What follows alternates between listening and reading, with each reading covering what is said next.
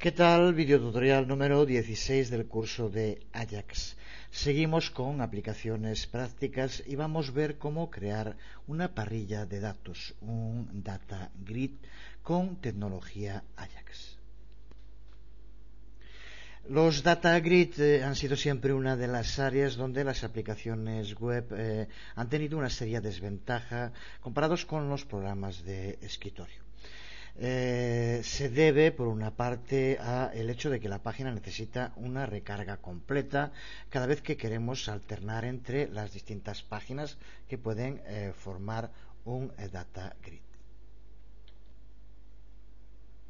Además, técnicamente esa recarga completa tiene también malos efectos, ya que gasta innecesariamente recursos de la red y ralentiza el funcionamiento del sistema. Pero ahora ya sabemos que existe una Smart Solution, una solución inteligente para solucionar este problema. Podemos usar Ajax para actualizar el contenido de la parrilla sin tener que refrescar la página. Podemos seguir manteniendo el diseño y el buen aspecto de las tablas, las parrillas con datos, y al mismo tiempo tener la funcionalidad de ser editables en tiempo real. Y todo esto podemos hacerlo sin tener que recargar ni una sola vez la página completa. Solo serán los datos de la página los que se actualicen y no la página completa. La novedad en este video tutorial y en la creación de esta aplicación es que vamos a usar Extensible Style Sheet Language Transformation, XSLT, y XPath, XML Path Language, para generar la salida del cliente, lo que vamos a ver en pantalla.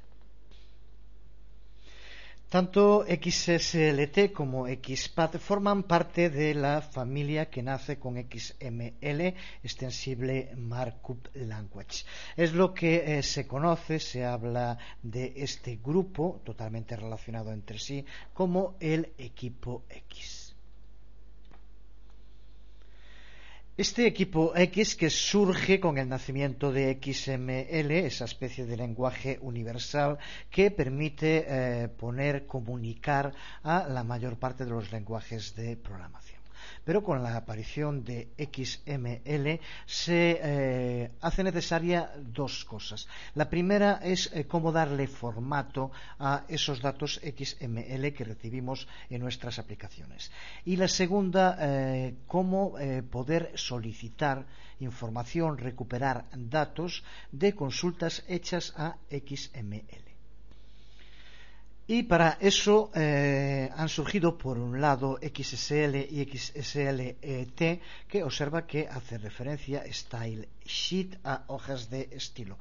La función de XSL y XSLT es la posibilidad de darle un formato a los datos XML que nos permita mostrarlo en pantalla. Por ejemplo, en esta aplicación que vamos a crear, esos datos XML, que son una lista de productos, vamos a, mediante el uso de XSL y XSL Transformation, convertirlos en una tabla que será lo que se muestre, una tabla HTML que será lo que se muestre en pantalla. Y por su parte, XPath es un muy poderoso lenguaje de consulta que permite ejecutar búsquedas y recuperar datos, pero hacerlo también de documentos XML. Por tanto, el uso de este equipo X para el diseño web nos permite, mediante una arquitectura muy flexible, en la cual el servidor produce los datos en formato XML y esos datos son transformados en código HTML mediante el uso de XSL Transformation. De nuevo nos encontramos con un tema sobre el cual la información en castellano es muy reducida. En inglés la información es mucho más abundante. Te remito, por ejemplo, a la página de la que ya hemos hablado en muchas ocasiones, W3 School, donde tienes un tutorial muy completo sobre el uso de XSLT. Uno de los proyectos que puede que en unos meses lleve a cabo es la de crear un curso sobre el equipo X en su conjunto, que ya digo que es uno de los temas clave para la web, no que se viene, sino que ya está aquí claramente.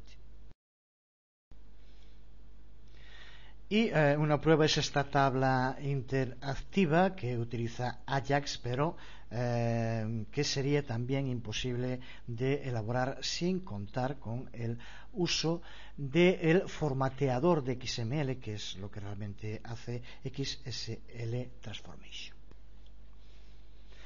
Esta transformación XSL puede aplicarse tanto en el lado del cliente como en el lado del servidor.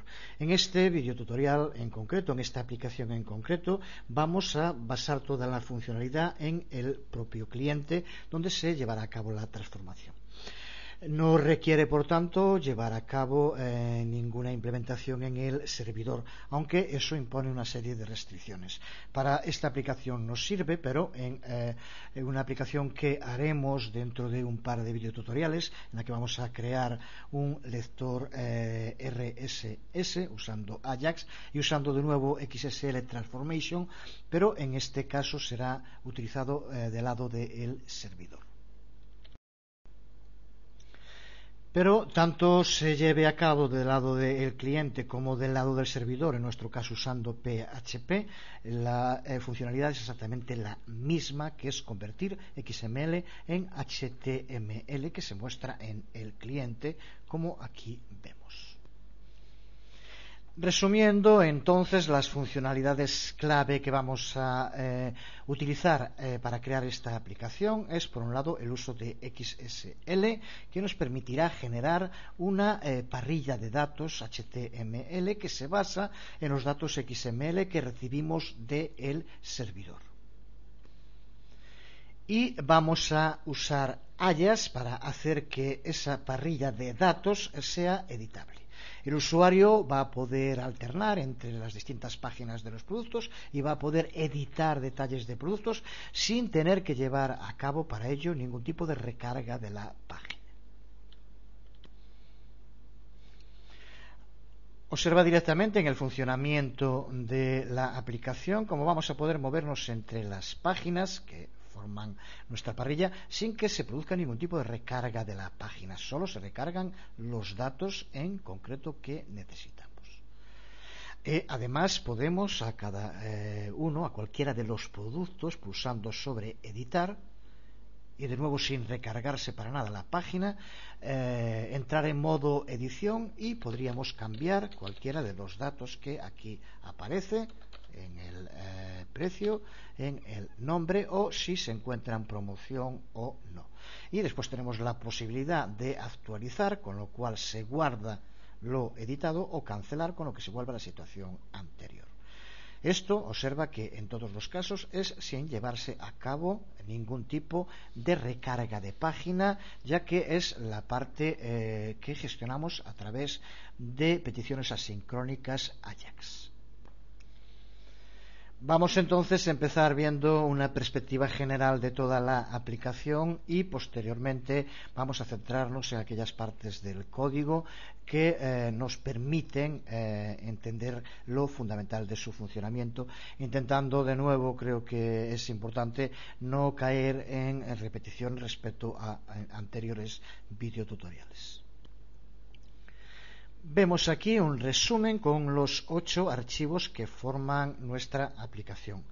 De nuevo, un archivo SQL con la información para crear las tablas de la base de datos, un archivo CSS con los estilos que vamos a utilizar en la aplicación, 3 archivos PHP, uno de ellos en el que vamos a definir los datos de la conexión a la base de datos y también definir el número de filas que queremos que aparezca por página y que podríamos cambiar aquí de modo muy sencillo. y otros dos archivos que guardan parecido con la anterior aplicación. Uno de ellos, grid.php, que va a ser el encargado de tramitar todas las consultas que le lleguen de modo asincrónico a través de las peticiones XML HTTP request, y otro grid class PHP, donde tenemos la funcionalidad PHP que va a convertir el proceso en funcional. Y además de esos archivos tenemos el archivo index.html, que es el que se abre cuando se llama la aplicación, pero que también, como veremos, prácticamente no tiene ningún código, ya que recuerda que se genera de forma dinámica en el archivo grid.xsl, que es donde llevamos a cabo la auténtica transformación de los datos XML que nos devuelve el servidor y los convertimos en la tabla que se muestra en index.html.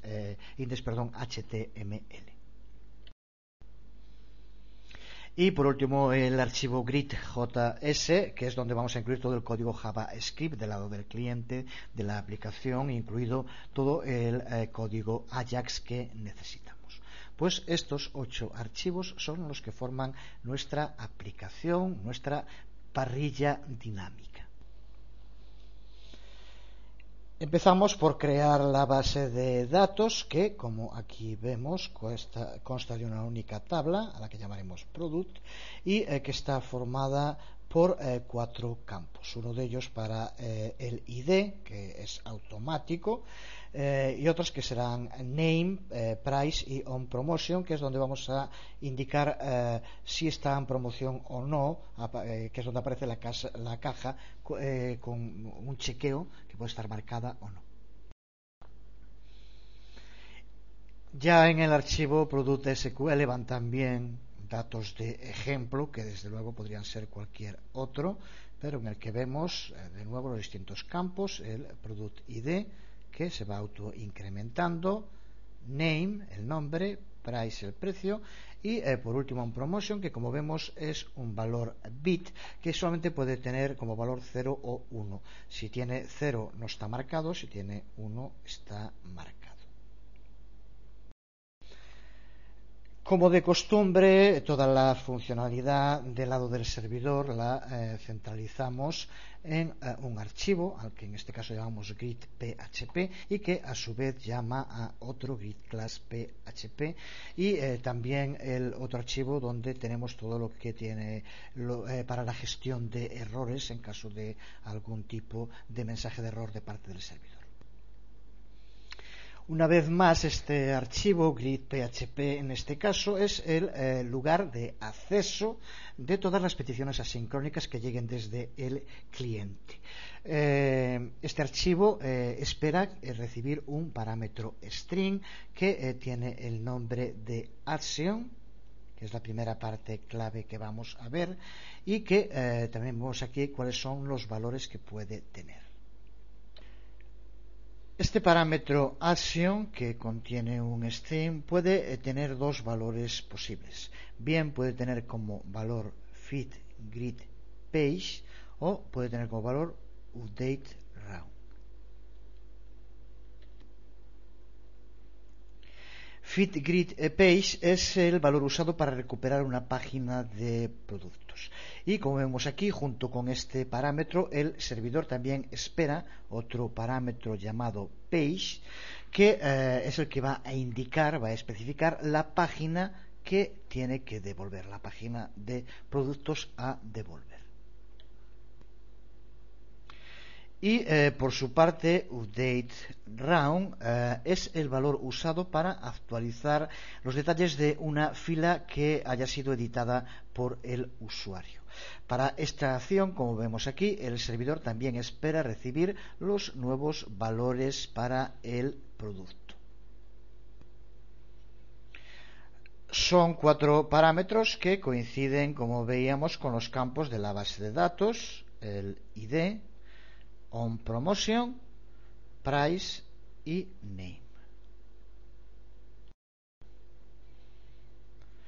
Lo que hace con estos datos el script PHP es convertirlos en código XML que devuelve al cliente. De nuevo, como hicimos ya en otras ocasiones, podemos llamar directamente a la página y pasarle unos datos para ver el resultado, el código XML crudo en el navegador. Observa, por ejemplo, en esta llamada, esta primera parte es la ruta que lleva hasta el archivo grid.php en el servidor. Y posteriormente, como vemos en action, que decíamos que es el parámetro que espera, y de las dos opciones para que muestre una página y le indicamos que sea la página número 1. Pues con esto lo que vamos a hacer es que el servidor nos devuelva en el navegador en código XML, en formato XML, los datos de esta página, que son los que aquí estamos viendo, XML crudo. Y ahora justo aquí es donde entra el poder de XSL Transformation para convertir estos datos en código HTML para presentar en nuestra aplicación. Por tanto, una vez que recuperamos del servidor la información, lo que tenemos que hacer es analizarla y transformarla en esa parrilla HTML mediante el uso de XSL Transformation. El código que utilizamos está comprobado tanto en Firefox como en Internet Explorer y, aunque no lo probé, también tiene que funcionar en la versión 9 de Opera. Todo este código de transformación XSL es definido en el archivo grid.xsl. No vamos ahora ni mucho menos a entrar en el tema XSL, que da por sí mismo para todo un curso que quizás hagamos muy pronto. Sé que alguna gente esto lo pone auténticamente de los nervios. Hace unos días leía en uno de esos sitios donde escriben supuestos expertos que todo esto de Ajax eran chorraditas. Decir que Flickr, Google Maps, YouTube, Gmail o Writely, aplicaciones todas que hacen un uso exhaustivo de Ajax, son chorraditas, descalifica a cualquiera que lo diga. La red es genial, entre otras cosas porque cada uno dice lo que le da la gana, afortunadamente, desde luego.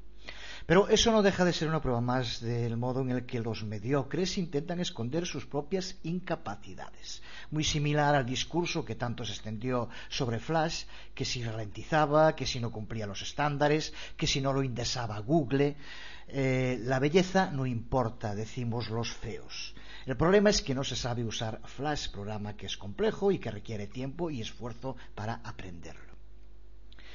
Mucho más sencillo y menos cansado, pues descalificarlo. Yo no lo uso no porque no sepa, sino porque no vale para nada. En fin, aunque claro, visto en perspectiva, esta revolución multimedia que hoy ya nadie discute en la red y que tiene como gran protagonista a Flash sin duda alguna. ¿Qué dice ahora esa gente? Pues con Ajax o con el equipo X pasa exactamente lo mismo, que no te quepa la menor duda, tanto en un caso como en otro, son mucho más que una moda. Puede que tengan algo de moda, desde luego que sí, pero están aquí para quedarse. Son ya una realidad que va a ir a más. Cada uno tiene que decidir si estar con los trabajadores profesionales o con los descalificadores profesionales, también como siempre. A este tema ya aludimos cuando creamos unos tutoriales en los que veíamos cómo utilizar este XSL Transformation desde Dreamweaver ya hace un tiempo. Y también de aquella hacíamos referencia a otro de los temas que mucha gente anda perdida con ellos. Ahora aparece una nueva cosa, yo que he aprendido CSS, ya no me vale. Esto no limita ni muchísimo menos el uso de CSS. Simplemente tanto Ajax como el equipo X lo que permiten es aumentar las funcionalidades y conseguir en aplicaciones web cosas que antes no podían hacerse. Como ya vimos en esta aplicación que utiliza XSL Transformation, también utilizamos CSS. Son dos cosas distintas o, mucho mejor entendido, complementarias. Ha pasado ya mucho tiempo en la red, el tiempo se mide de otra manera. Estos días se cumplen 8 años del nacimiento de Google, que parece que ya lleva toda la vida en nosotros. Con esto quiero hacer referencia que repito también muchas veces que cualquiera que quiera introducirse en la creación de aplicaciones web tiene que empezar por saber HTML, que sigue siendo hoy tan importante como lo era cuando apareció. ¿Que HTML tiene muchas limitaciones? Muchísimas. Por eso justo aparecen otras tecnologías que contribuyen a superar esas limitaciones. Pues como decía, sin entrar ahora a explicar el código, no tendría sentido intentar resumirlo, pero esta es la plantilla Grid XSL que transforma ese código XML crudo que veíamos antes en la tabla, la parrilla HTML que tenemos en nuestra aplicación. Podríamos hacer una introducción ahora a XSL, pero nos encontraríamos entonces con el problema de que los videotutoriales salen demasiado densos, largos, y creo que no es el momento. De nuevo, toda la funcionalidad JavaScript del lado del cliente la concentramos en un archivo al que llamamos grid.js, que aquí vemos. En la primera parte también, como vemos, definimos una serie de variables que nos permiten posteriormente llamar a las otras partes de la aplicación. Pero la primera función en el script del lado del cliente es la función init, que aquí vemos. Función que lo que hace es comprobar si el navegador del usuario tiene las características necesarias para poder trabajar con esta aplicación. Esta función permite continuar si el navegador es bien Internet Explorer, en cuyo caso el usuario tiene que también tener una versión reciente de MSMXL. O si es un navegador que nativamente admite las clases necesarias XML HTTP Request, XSLT Processor y DOM Parser. En este caso, los basados en Mozilla como Firefox. Si esta comprobación de la funcionalidad falla, entonces hay un mensaje de alerta en el que se le indica esto al usuario. En caso de que el navegador soporte las funcionalidades necesarias, como vemos, lo que hace es llamar a dos funciones para cargar la parrilla. La función loadStyleSheet y la función loadGridPage, que en este caso empieza cargando la primera de las páginas. La función loadStyleSheet es otra de las funciones clave para entender la funcionalidad de esta aplicación. Esta función lo que hace es llamar una vez cuando se carga la página para pedir el archivo grid XSL del servidor, que se carga a partir de ese momento localmente.